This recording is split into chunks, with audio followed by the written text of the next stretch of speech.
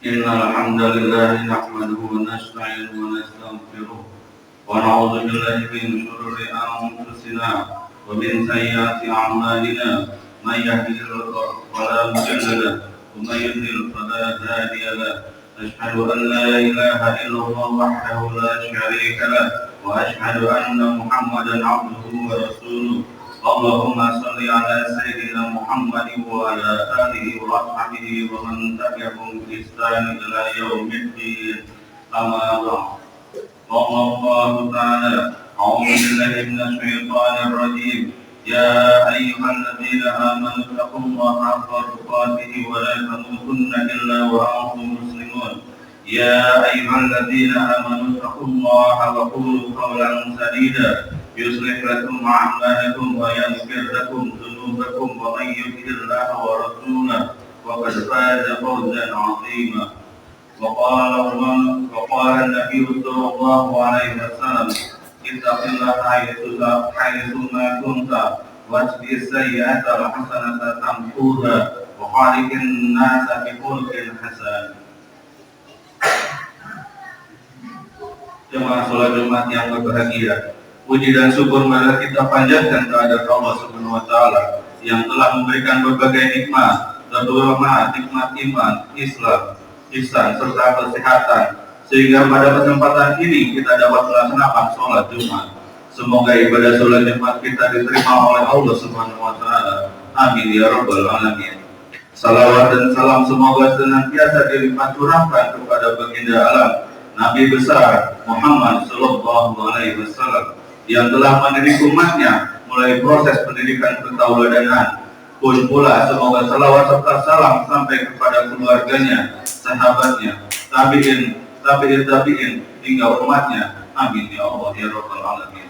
Selanjutnya marilah kita selalu bertakwa kepada Allah Subhanahu wa taala dengan senantiasa mentaati semua perintahnya dan menjauhi semua larangannya. Sungguh berbahagia orang-orang yang selalu bertakwa, karena takwa adalah bekal hidup yang hakiki untuk mencapai kebahagiaan hidup di dunia dan di akhirat nanti. Jamaah sholat Jumat yang berbahagia, Jumat ini masih berada di bulan Mei. Di bulan Mei ini ada 2 hari nasional yang senantiasa diperingati di bangsa Indonesia, yaitu Hari Pendidikan Nasional dan Hari Kebangkitan Nasional. Berbicara pendidikan bagi umat Islam khususnya, umumnya bagi semua manusia merupakan prioritas utama. Pendidikan adalah perkara besar yang harus benar-benar diperhatikan. Bahkan pendidikan merupakan amanah Allah yang harus dilaksanakan oleh setiap orang tua kepada anak-anaknya. Orang tua tidak boleh lalai sedikit pun terhadap pendidikan anak-anaknya. Anak-anak adalah calon generasi muda yang bakal mengganti kedudukan orang tua. Bila anak-anak ini kita semuanya bodoh, terutama dalam masalah agama, jangan pernah berharap negara dan agama Islam bisa berkembang lebih besar dan kuat dari sebelumnya. Anak-anak kita adalah buah hati kita sebagai tumpuan harapan di kelak di kemudian harinya. Kalau anak-anak kita itu terlantar atau tidak terdidik, bagaimana jadinya bangsa dan negara Indonesia? Kita sebagai orang tua yang akan merugi. Bahkan lebih dari itu, agama Islam akan semakin pudar dan negeri tercinta ini akan diinjak-injak oleh orang-orang yang tidak senang dengan agama Islam. Jamaah sholat rahimakumullah. Begitu pentingnya masalah pendidikan anak, maka Rasulullah SAW bersabda, qala Nabi sallallahu alaihi wasallam, kullu maulidin yuladun ala fitrah hatta yu'arifu anhu lisanuhu wa awabahu yuhawwidani aw yunashirani aw yumajjisani. Artinya, semua anak itu dilahirkan dalam keadaan fitrah. Kejadian asal pertamanya adalah Islam, sehingga lisannya bisa berbicara. Adapun kedua orang tuanya itulah yang menyebabkan anak yang tadi menjadi Yahudi, Nasrani, atau menjadi Majusi. Hadis riwayat Tabrani dan Baihaqi. Bila kita perhatikan hadis di atas, maka menjadi jelas bahwa orang tua mempunyai tugas yang berat di dalam membentuk kepribadian anak. Anak akan tumbuh menjadi orang yang soleh, berbudi luhur, cerdas dan terampil jika orang tua benar-benar memperhatikan pendidikan anaknya. Sebaliknya, anak bisa tumbuh menjadi orang yang sesat, berakhlak jahat, bodoh, dan tak bertanggung jawab jika orang tua tidak memperhatikan pendidikan anaknya. Jamaah sholat Jumat rahimahumullah. Menurut Imam Ghazali, anak merupakan suatu amanah dari Allah yang dibebankan kepada orang tua atau walinya. Hatinya yang masih suci itu bagaikan mutiara yang indah dan mahal harganya. Jika anak itu sejak kecil telah dididik dan dibiasakan kepada kebaikan, sudah pasti dia akan tumbuh dengan baik, sehingga pada akhirnya dia termasuk golongan orang yang suka berbuat kebaikan. Bahkan kedua orang tuanya dan setiap guru yang mendidiknya memperoleh pahala juga.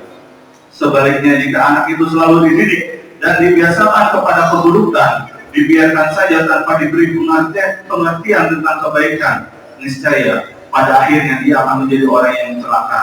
Demikian pula kedua orang tuanya bakal menanggung dosanya yang tidak kecil. Jamaah sholat Jumat rahimahumullah. Terkait pendidikan, marilah kita renungkan salah satu firman Allah Subhanahu wa taala sebagai berikut. Ya ayyuhalladzina amanu qu anfusakum wa ahlikum nara waquduha an-nas wal hijaratu 'alaiha malaikatun ghilazun shidadun la ya'suna Allaha ma amarahum wa yaf'aluna ma yu'marun. Artinya, wahai orang-orang yang beriman, pelihara dirimu dan keluargamu dari api neraka yang bahan bakarnya adalah manusia dan batu. Penjaganya malaikat-malaikat yang kasar dan keras, yang tidak pernah mendurhakai Allah terhadap apa yang diperintahkan kepadanya. Kepada mereka akan selalu mengerjakan apa yang diperintahkan. Quran Surat At-Tahrim ayat 6. Pada ayat tersebut, Allah telah mengingatkan kepada kita agar orang tua mengingatkan anak-anaknya dan keluarganya menjauhi dari perbuatan-perbuatan yang melanggar ketentuan Allah. Jangan sampai kita lengah karena kesibukan, sebab kalau kita analisa, kesibukan tidak akan pernah kunjung padam. Pekerjaan semakin senantiasa patah tumbuh hilang berganti, sehingga menyita waktu kita untuk bertemu dengan anak-anak dan keluarga, untuk berinteraksi dengan mereka. Kapan kita akan mendidik anak agar mereka menjadi patuh dan senantiasa berbuat sopan santun terhadap orang tua, sehingga orang tua benar-benar dianggap orang tua dan sebagai gurunya.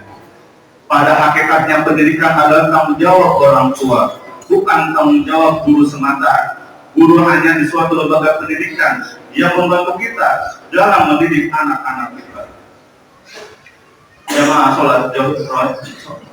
sholat Jumat rahimahumullah. Allah menegaskan kepada kita dalam firman-Nya agar senantiasa tidak meninggalkan generasi dalam keadaan lemah iman dan pengetahuan di belakang hari. Allah Subhanahu wa taala berfirman dalam Al-Qur'an, وَلْيَخْشَى الَّذِينَ لَوْ تَرَكُوا مِنْ خَلْفِهِمْ ذُرِّيَّةً ضِعَافًا خَافُوا عَلَيْهِمْ فَلْيَتَّقُوا اللَّهَ وَلْيَقُولُوا قَوْلًا سَدِيدًا.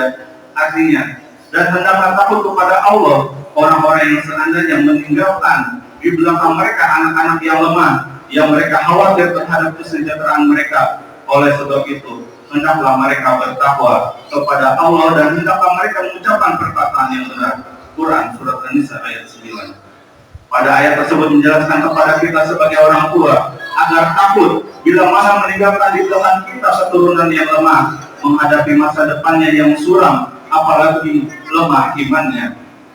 Inilah yang patut menjadi perhatian kita semua tanpa terkecuali. Lemah iman jelas akan diombang-ambingkan oleh zaman, apalagi pengaruh budaya asing yang terus gencar-gencar yang berputar di sekitar kita.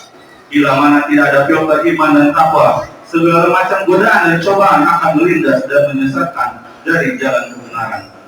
Di samping itu Allah berfirman dalam surat At-Taha ayat 132, wa'mur ahlaka bis-sholati wastabir 'alaiha al-ayat.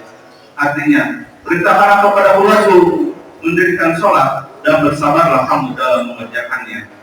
Jelas bahwa pendidikan tidak hanya pada lembaga formal saja, namun pendidikan non formal dan informal juga sangat penting, seperti mengajak sholat berjamaah, mengajari mereka sopan santun. Di samping itu pula, mendidik anak agar tidak bodoh, juga diajarkan juga mengenal Allah Subhanahu wa taala. Sebaliknya orang tua yang acuh tak acuh, tidak pernah memberikan pendidikan agama kepada anaknya, sehingga orang tua tersebut mati dengan meninggalkan anak atau keturunan dalam keadaan bodoh, maka dia akan berdosa dan ikut menanggung dosa atas perbuatan anaknya. Sebagaimana sabda Rasulullah SAW, "Man taraka waladahu jahilan kana kullu dhanbin 'amilahu 'alaihi." Artinya, barang siapa yang meninggalkan anaknya dalam keadaan bodoh, maka setiap perbuatan dosa anaknya itu orang tua ikut bertanggung jawab juga. Hadis riwayat Muslim dari Abu Dzar. Jamaah sholat Jumat rahimakumullah. Untuk mendapatkan keturunan yang soleh, ada beberapa hal yang kita laksanakan. Yang pertama, anak kita kenalkan kepada Allah dan Rasulnya, juga dididik membaca Al-Quran, budi pekerti, terampil, dan diberi nama yang baik. Yang kedua, kita harus mendidik diri kita sendiri untuk senantiasa berbuat baik, berkata yang benar, berprasangka yang baik, atau husnuzon terhadap siapa saja. Yang ketiga, kita harus selalu dekat dengan anak. Anak-anak sangat memerlukan tegur sapa kecintaan seorang bapak dan belayan kasih sayang seorang ibu.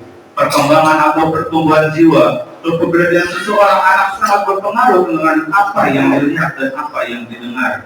Maka siapa yang di dekatnya lah yang sangat dominan dalam mempengaruhi perkembangan jiwa dan otak anak. Yang keempat, dalam kita mencari rezeki atau nafkah untuk memenuhi kebutuhan anak istri haruslah selektif, yang halal, karena perkembangan watak anak pun juga dapat dipengaruhi oleh apa yang dimakannya. Yang kelima, bimbinglah anak sejak dini untuk mengenal Allah Subhanahu wa Ta'ala. Kenalkanlah berbagai amalia sejak dini kepada anak. Jamaah sholat Jumat yang berbahagia, pendidikan bukan saja merupakan kewajiban manusia, akan tetapi juga kebutuhan manusia. Dengan pendidikan agama yang dibarengi pendidikan umum, insya Allah akan meningkatkan kemampuan fikir dan zikir, siap mengatasi berbagai macam rintangan dan godaan, siap mengantar masa depan yang lebih baik, mampu mengabdi kepada nusa, bangsa, dan agama dalam naungan ridho Allah Subhanahu wa Ta'ala. Demikian khutbah yang dapat kami sampaikan. Mudah-mudahan ada manfaatnya, dan semoga Allah Subhanahu wa Ta'ala selalu memimpin kita agar mampu mendidik anak-anak keturunan kita menjadi manusia yang kuat iman, ilmu, dan amalnya. Amin ya rabbal alamin. Barakallahu fi wa lakum fil Qur'anil azim wa nafa'ani wa iyyakum bima fihi min al-ayati wa dzikril hakim wa taqabbal minni wa minkum tilawatahu innahu was-sami'ul 'alim.